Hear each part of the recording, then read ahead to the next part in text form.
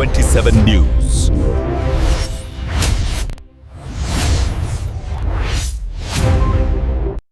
నమస్తే, welcome to V27 news. నేను మీ జ్యోతి. ఈరోజు మనం కరీంనగర్ పట్టణంలోని 1వ డివిజన్లో ఉన్నాము. ఇక్కడ నుండి పోటీ చేస్తున్న తులా రాజేశ్వరి బాలయ్య గారి దగ్గర ఉన్నాము. వారి గురించి వారి మాటలను తెలుసుకునే ప్రయత్నం చేద్దాం. నమస్తే సార్. నమస్తే మేడం. నమస్తే. మేము ఆరపల్లి 1వ డివిజన్ నుంచి పోటీ చేస్తున్నాము. తులా రాజేశ్వరి బాలయ్య. మేము ఇదివరకు కూడా కార్పొరేటర్గా పోటీ చేయడం జరిగింది. ఈ పోయినసారి యునానిమస్గా మమ్మల్ని ఎన్నుకోవడం జరిగింది. ఆ యునానిమస్గా ఎన్నుకున్న ప్రజలకు మేము ఎంతో న్యాయం చేసినని మేము భావిస్తున్నాం. డ్రైనేజ్ కానీ, గుడి వ్యవస్థ కానీ, సిసి రోడ్లు కానీ, బస్తీ దవాఖాన కానీ, శ్మశాన వాటిక కానీ, ఇవన్నీ ప్రతి పనిలో ప్రజలు అడగకముందే మేము పనిచేసి ముందటున్నాం. మమ్మల్ని మళ్ళీ అదేవిధంగా రెట్టింపు ఉత్సాహంతో మమ్మల్ని దీవించడానికి మా డివిజన్ ప్రజలు కూడా సిద్ధంగా ఉన్నారు. దయచేసి ఎవరో ఎన్నో ఆరోపణలు చేస్తూ ఉంటారు మా మీద. అవన్నీ నిజం కాదు. నేను చేసిన రోడ్లకు ఫోటో దిగి పెట్టుకుంటున్నారు, మేము చేసిన రోడ్లకు ఫోటో దిగి పెట్టుకుంటున్నారు మేము చేసినామని. ఆ దుష్ప్రచారాలు చేస్తూ ఉన్నారు. కారు గుర్తు సెకండ్ ఉంటే ఫస్ట్ కేసు చూస్తూ ఉన్నారు చిన్నగా. ఇట్లాంటి అన్ని జిమిక్స్ చేసి ఎప్పుడు కానీ ఇది అడ్డ రాజకీయాలలో పోయిన వాళ్ళు ఎవరు కూడా బాగుపడరు. అది కరెక్ట్ కాదు. అది టీఆర్ఎస్ ప్రభుత్వం, టీఆర్ఎస్ కేసీఆర్ తోటే తెలంగాణ అభివృద్ధి అవుతుంది తప్ప ఎవరు చేసినా ఇప్పుడు చూస్తూ ఉన్నాము. దాదాపు 2.5 సంవత్సరాల నుంచి ఏం జరుగుతుంది, ఇప్పుడు ఏ విధంగా ఇప్పుడు ఎలక్షన్ పెడితే ఏ పరిస్థితి ఉందో పబ్లిక్ కూడా గమనిస్తూ ఉన్నారు. అది ఎట్టి పరిస్థితుల్లో కేసీఆర్ మళ్ళీ వస్తాడు. ముందు కేసీఆర్ ప్రభుత్వం ఉంటుంది. కేసీఆర్ ప్రభుత్వంతో మేము పనిచేయడానికి సిద్ధంగా ఉన్నాం. ఎన్ని ప్రలోభాలకు పెట్టినా, ఎన్ని కేసులు పెట్టినా ఎదురుడి నిలబడి ఇప్పుడు ఈ పరిస్థితిలో రోడ్డు మీద తిరుగుతున్నాం.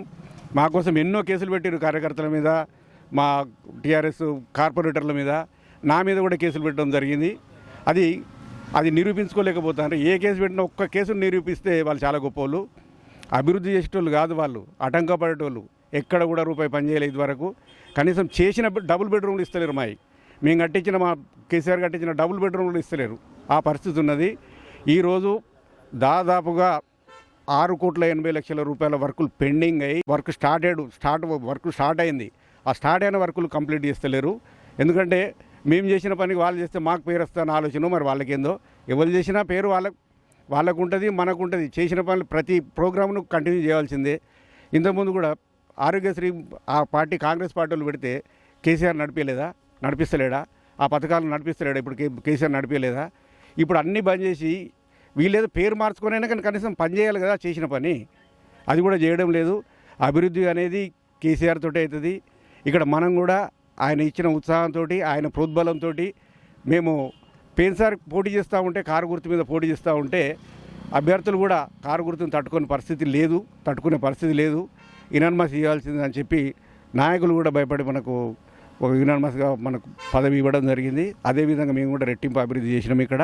ఇప్పుడు కూడా అదే ఉత్సాహంతో ఏ పని ఉన్నా కానీ మేము నా ప్రజలకు ఫోన్ కాల్, ఇప్పటికి కూడా ఇన్ని సంవత్సరాల నుంచి నేను 20 ఏళ్ళ రాజకీయంలో ఫోన్ కాల్ చేస్తే లిఫ్ట్ చేయని ఫోన్ ఉండదు. ఒకవేళ మిస్ అయినా కానీ మళ్ళీ కాల్ చేస్తా.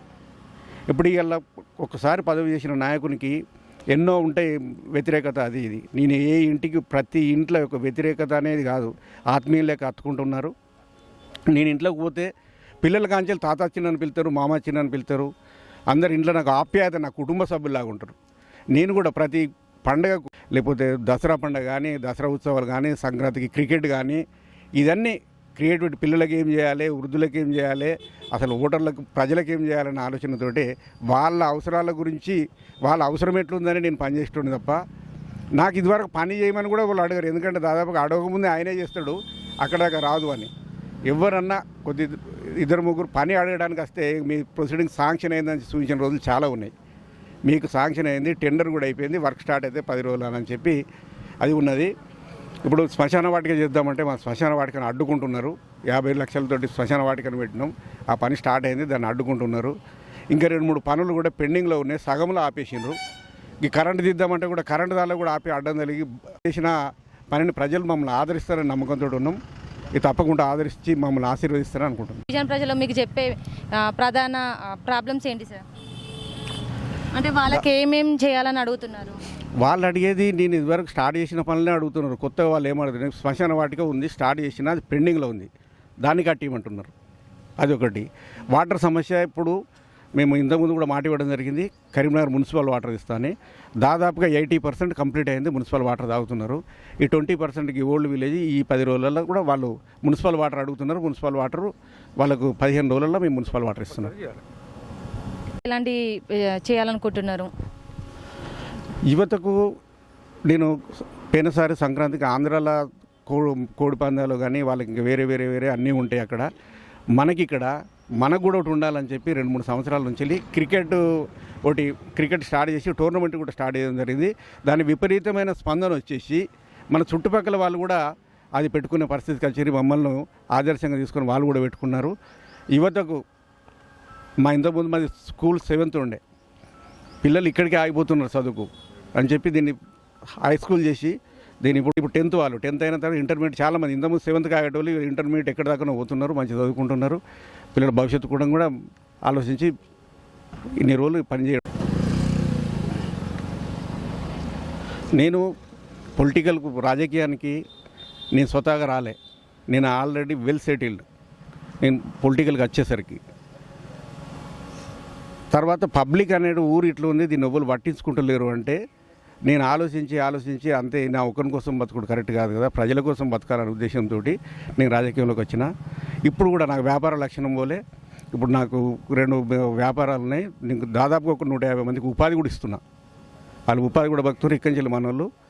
అంటే వీళ్ళు ఎట్లా బతుకుతారు, వీళ్ళు ఏం చేస్తారు, నేను రోడ్డు మీద వెళ్తే నువ్వు ఏం చేస్తున్నావు బిడ్డ అని అడుకుంటూ పోతా, లేకపోతే నేను కొడుకు ఏం చేస్తున్నామో అని అడుకుంటూ పోతా.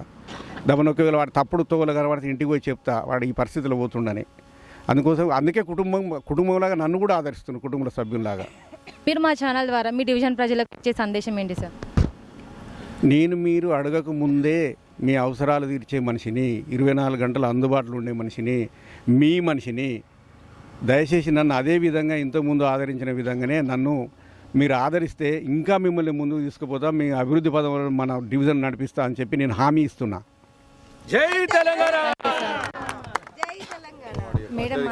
మమ్మల్ని గెలిపియండి, అన్ని పనులు చేయించే బాధ్యత మాది. దయచేసి మమ్మల్ని గెలిపియండి, అన్ని పనులు చేసుడు బాధ్యత మాది. జై తెలంగాణ. Thank you sir. కులవాలన గారి నాయకత్వం, నాయకత్వం. జై తెలంగాణ.